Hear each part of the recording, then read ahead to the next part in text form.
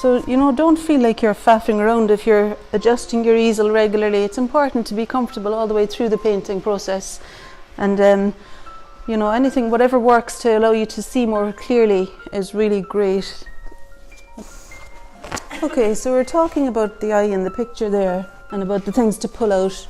And so I'm going to do that here. I'm going to aim to explain one of the eyes in detail.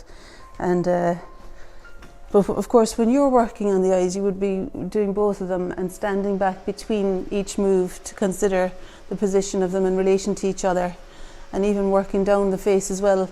And there's, I'd probably end up doing that, to be honest, because you kind of need to let parts in the eye dry so that you can be clear there again. So it's helpful then to find other areas. And not only that, to find other areas to put the paint on. And not only that, but also to bring in the same dark tones that you're using in the eyes into other parts of the face. It's good to do that. It stops it looking as though it's standing out and making you want to take the tone off it again, Okay. So after lunch, you might come back and decide that you want to take ownership over the work again and do something that's loose and free, and just to find your way back in, Let's see now, clean off the little bit here. Okay, and this will be an eye demonstration. I'm just finding my way in. Okay.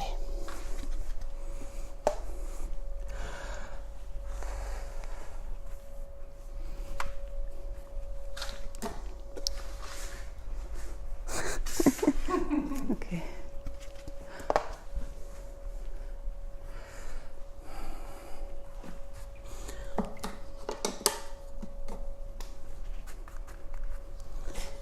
Okay, what do you know?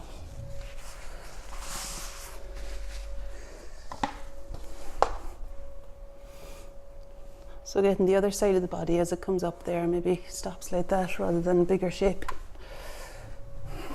Okay.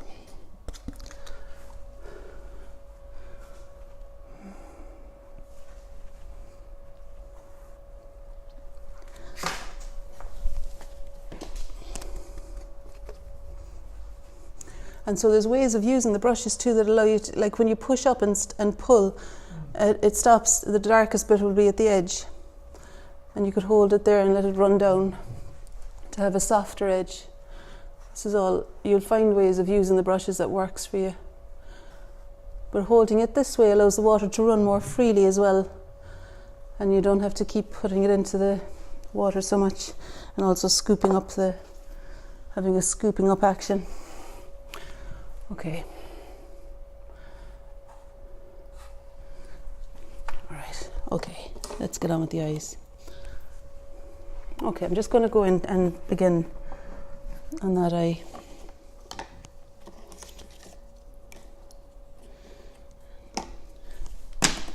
And so you'd have everything as clear as you can around you so that you're able to easily access whatever it is that you need.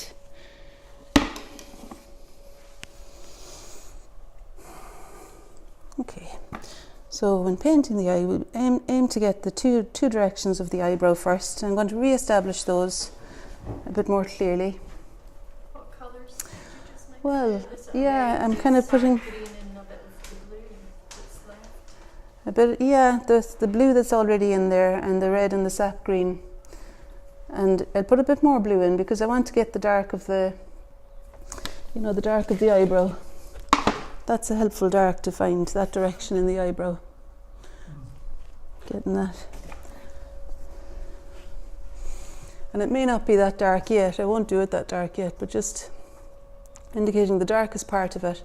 And then it extends in there a little bit as well. The hairs come across over the skin a little bit. Okay, so finding the position of the eyebrow first. And then I would aim to find the line of the upper lid where the eyelashes are. And I'm looking at the line where the eyelashes are in relation to this line, and they're almost running parallel to each other. But this line of the eyebrow undulates in a little more at the end. And in the same way as you found the shoulder by drawing a line through the face and out the other side, I'm going to find the eyelid, the upper lashes, by drawing a space through the eyebrow, by drawing the line through the eyebrow and out the other side, just to place it in space. When I say draw the line out the other side, I'm actually just printing it. I'm just printing it on with the edge of the brush. Okay, so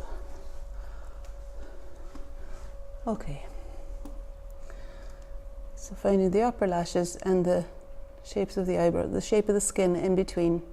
And then if you notice, the inner corner of the eye sits well back in the length of the eyebrow. The inner corner of the eye might be about halfway along that length. Something like there, I would say. And if I was to drop a straight line down from it, the corner of the mouth would be out and a little bit up from that. Well, when I looked at it again, I felt like the mouth needed to be lifted a little bit, so I'm just doing it as I see what needs to. I think every time you revisit a part, look at it again freshly, and you'll do something new on top of it that'll keep it alive as you work as well. Okay. All right. Yeah. And so now I'm kind of letting the colours there dry a little bit, and this is an example of what you could maybe be doing as you're letting the colours in the eye area dry. You could be finding things again in the lips, dark, using the same depth of tone in the lip area. I'm going to put some green into that to re-establish again the shadow that's underneath. That was more green than anything else.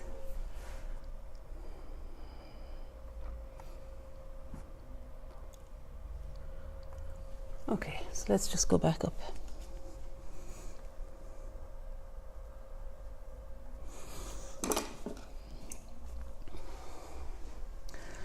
Okay, and so the next arc that I think would be helpful to find, you know what, that's kind of reading more as the line where the eyelid meets the skin of the socket of the eye. And so in front of that and parallel to it will be the line of the eyelashes.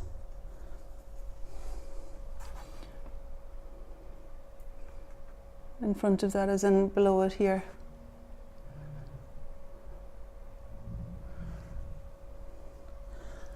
And then the outer corner of the eye looks to me to be a tiny bit higher than the inner corner. Just get a little bit of... As soon as you notice anything that needs adjusted, you could just do it straight away while it's still a bit wet by printing it off with the paper towel. And then there's a bit of a shadow that's underneath the lower lid, and I can push it up to meet the upper surface of the lower lid. And it's kind of here as well. Again, I want to leave a space for the upper surface of the lower lid to be light, so I'm not bringing it right up to the iris or anything. And then the smallest of the... See if you can get a set of these brushes. If you can get a set of those brushes, they're handy. They're good size. This for maybe printing on the eyebrow. This one for printing on the eyelid and maybe doing the nostril. And then this one is a good size for first putting in the shape of the iris. The very first move in the iris could be just a square. And it could be made with the smaller brush. And before I do that, I'm going to make the upper lashes a little bit horizontal. Just by eating out a little bit of the dark that was there. Okay, and now I'm finding the iris as it comes down. And when you're painting the iris in, I'm just first really going to plant something dark in that area, because when I half close my eyes, the iris is one of the darkest darks in that area, and especially where the iris meets the eyelid. I'm just going to make the brown and blue mix together there. And you can work the paint up to get the consistency you want. You want it to still be fluid, but to be good and deep in tone. So make it so that it's almost like Indian ink for you, if that's what you're wanting. It's not really what I'm wanting here, so I'm going to make it a little bit lighter with some green. I'm just doing the iris colour I was forgetting. Okay, so I put some Viridian green into it, and now it looks like that. Okay. All right, and now I'm going to find the edge, the arc of the edge of the iris. I was talking about just doing it in one move, but it seems simpler now as I look at her to draw the shape of the white of the eye between the corner dark and the iris. So if I bring the edge of the iris down to where the upper surface of the lower lid will be on this side, and then I can pull it up to be covered by the eyelashes there a little bit. And we can always deepen the tone of the eyelashes later on with the blue and brown mixed together, because you kind of want to make it read. The thing about the eyes is once you've got the placement of things, if you can inject colour, like individual little bits of colour, blue and orange for example, or alizarin and viridian, maybe just little patches of colour, really allows the parts to be distinguished from one another in the eye area, and it makes it more interesting than if it's all monotone. You know, you have to work less hard as well to distinguish parts from each other if there's colour in them. Okay, so at this point now I'd want to deepen the tone of the eyebrow there again. It's like a step in, yeah, and then I'll do the same in the really looking, you know, like, and looking for the dark that's the same dark as what's in the eyebrow, and it's here, and it'll travel down here and kind of be part of the pupil as it hangs down from the upper lid.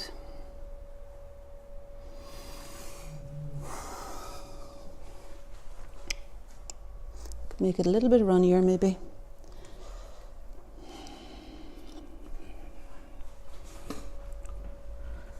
And let it drop down a little bit more there.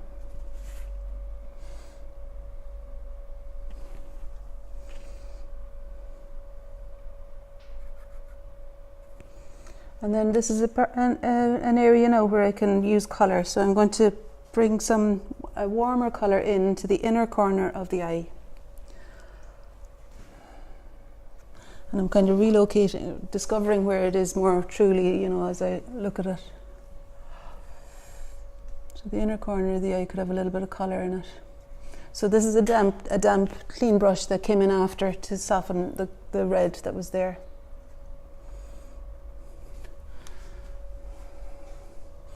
And it could also be a little bit warm, so a bit of orange maybe.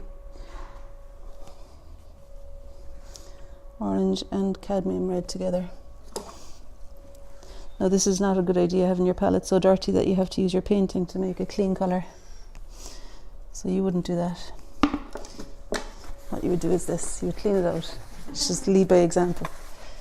And have clean water as well. I just steal your water. Okay. Okay, so by the time I've done it, I'll have forgotten. No, let's see now. Yeah, so it was up here. I thought that would be a nice place to have a little bit of warmth in. Maybe a bit of warmth in there as well. They're coming up.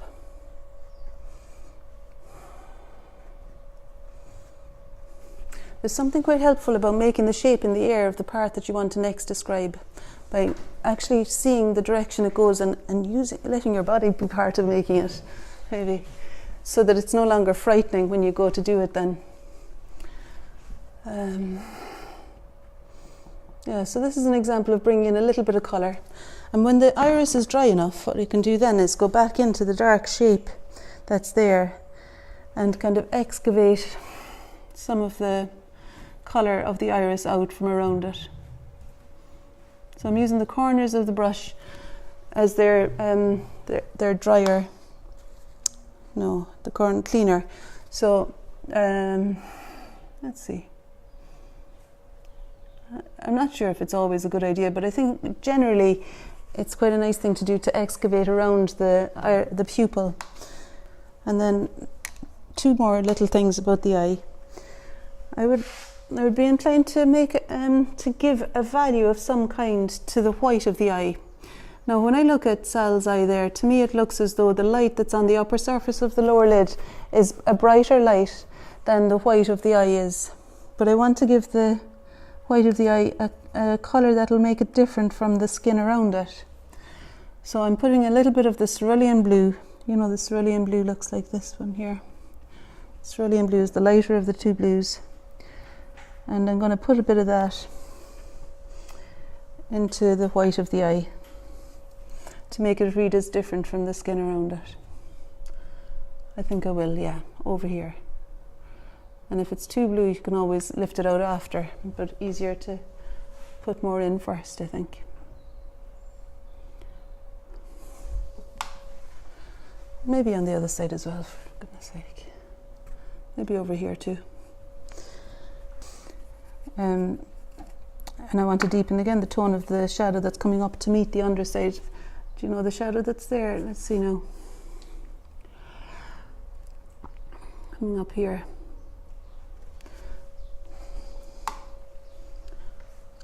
Okay. And then if you think, oh God, it's a bit dark, it'll encourage you to go to use some more, to build up the tone elsewhere too. Where it's already dry, you can use the same depth of tone elsewhere in the face. Okay. Okay, is that all right? Would I do the eye and the other? We leave the other eye, but like when you're working on the eyes, relate them to each other. Relate the upper lashes to the other upper lashes, you know, and see are they higher or lower, running on the same, and decide which eye is higher than the other from where you are, you know, or if they're level with each other. Okay, all right, thanks very much, Sall. Well done.